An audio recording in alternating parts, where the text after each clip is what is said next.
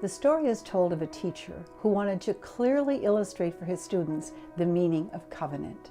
So as he spoke to them, he held a box of powder in each hand.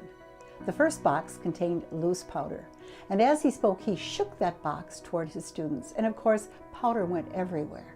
That, he said, that represents a promise, a treaty, a contract, those things that you might think define covenant.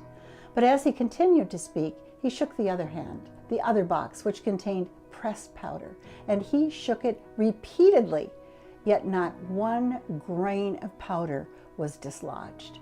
That, my friends, he said, that represents covenant. So firmly pressed together, so inextricably linked, that no matter how hard you're shaken, you will never come apart. That is what covenant means to our God, the God of Abraham, Isaac, and Jacob. And we read about such a covenant in Genesis chapter 15, when God entered into a relationship with Abraham and his descendants after him. It was a covenant, the scriptures later say, that would be in force as long as the sun and the moon and the stars remained in the heavens.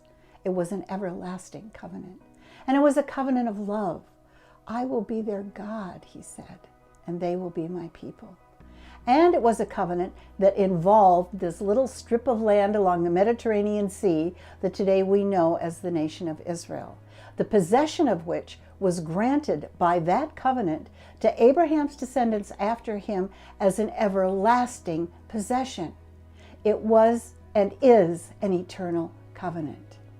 And it has been shaken, and it's being shaken, and it will continue to be shaken.